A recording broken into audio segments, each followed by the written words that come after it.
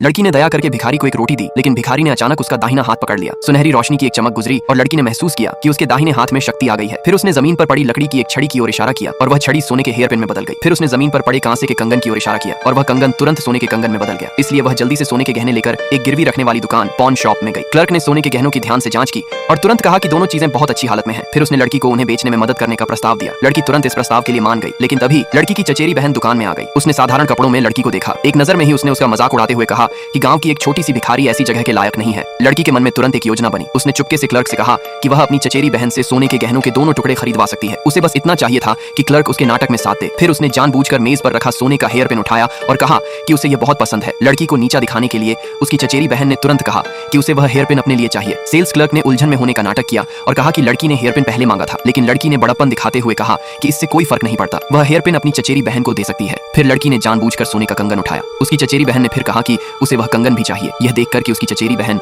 उसके जाल में फंस गई है, लड़की ने तुरंत अपनी चचेरी बहन की अमीरी की तारीफ की। फिर क्लर्क से सोने के गहनों को पैक करने के लिए कहा और इस तरह चचेरी बहन ने उन दो सोने के गहनों को खरीदने के लिए $80,000 खर्च कर दिए, जिन्हें लड़की ने अपनी अलौकिक शक्तियों से बनाया था। उसने लड़की के सामने डींग भी मारी कि वह बिना सोचे समझे $80,000 खर्च कर सकती है, जबकि लड़की अपनी पूरी जिंदगी में कभी इतना पैसा नहीं कमा पाएगी। लेन देन पूरा होने के बाद क्लर्क ने लड़की को $64,000 दे दिए। तभी कजिन को एहसास हुआ कि उसे धोखा दिया गया है। उसने तुरंत उस लड़की को पकड़ने की कोशिश की, लेकिन तभी गिरवी की दुकान का मालिक वहां आ गया। उसने उनसे कहा कि वे उसकी दुकान में हंगामा न करें, वरना वह गड़बड़ करने वाले को इसकी सजा देगा। हालात ऐसे हो गए थे कि कजिन के पास दुकान से गुस्से में बाहर निकलने के अलावा कोई चारा नहीं था। अगर आप जानना चाहते हैं कि आगे क्या होगा तो इस वीडियो को लाइक करें, कमेंट में पार्ट 2 लिखें और सब्सक्राइब करना न भूलें।